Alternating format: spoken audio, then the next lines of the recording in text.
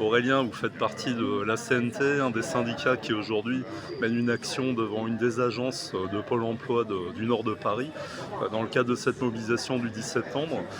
Qu'est-ce qui vous incite aujourd'hui à vous mobiliser? Alors, dans un premier temps, c'est un mot d'ordre général, hein. Ce 10 septembre, c'est disons une mobilisation qui part à la fois des bases syndicales, mais aussi du mouvement populaire spontané.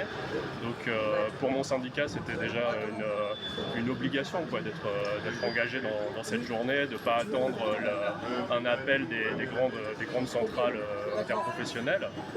Ensuite, plus précisément, cette action sur laquelle je me joins aux camarades de la CGT concerne France Travail, donc le service public de l'emploi, et aussi l'endroit quand même où on vient chercher des indemnités chômage ou un minima social comme l'ASS.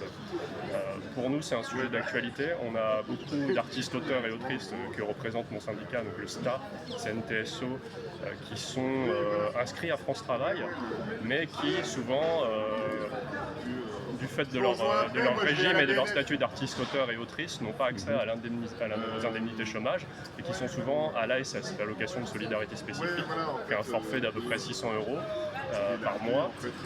C'est assez semblable au RSA, qui est prévu par la loi. Hein. C'est possible pour les artistes, auteurs, autrices d'avoir ce droit, mais c'est dans les faits parfois compliqué de l'obtenir parce que les agents ne sont pas formés. On n'est pas des salariés, nous, c'est un statut un peu hybride, artiste, auteur, autrice. Et voilà, donc on a des difficultés et on vient joindre de toute façon l'ensemble des usagers et usagères de ce service public qui est France Travail et qui est en souffrance, quoi, au détriment des agents et des usagers. Tout à l'heure, j'ai entendu un de vos camarades de la CGT évoquer la demande d'abroger la loi plein emploi. En quoi ça consiste exactement, cette loi?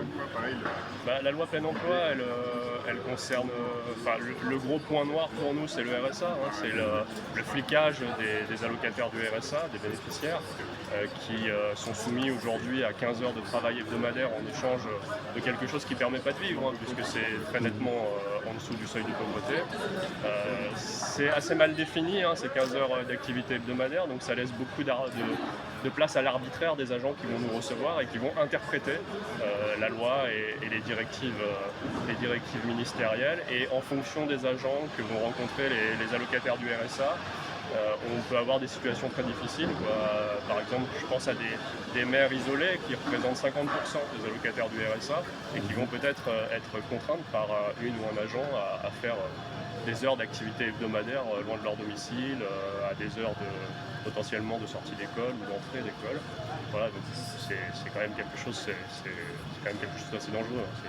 C'est une bombe sociale. En fait. Est-ce que vous appelez aussi à la mobilisation interprofessionnelle du 18 septembre? Oui, bien sûr. Alors, mon syndicat désapprouve cette séparation qui a été faite de facto par l'intersyndicale entre le politique qui serait cantonné à la date du 10, c'est-à-dire la contestation du pouvoir, et le social, c'est-à-dire la revendication des travailleurs et travailleuses qui serait cantonnée au 18. Mais bon, on a cette date comme point de fixation dans 8 jours et on va s'appuyer là-dessus pour essayer de construire un mouvement dans la durée et essayer de monter en force. Hein. L'idéal, ce serait ça. Hein. Aujourd'hui, c'est un jour un peu spécial, il y a des trucs spontanés, on ne sait pas trop ce que ça va donner, on va faire le bilan ce soir dans les assemblées générales, et ce qu'on espère de toute façon, c'est que ce soit un mouvement qui s'ancre dans la durée. Là, voilà, on a un Premier ministre qui vient d'être nommé, qui annonce zéro changement. Voilà, donc il faut continuer, et c'est un point de chute le 18, c'est une deuxième étape, et on va essayer de tenir entre les deux.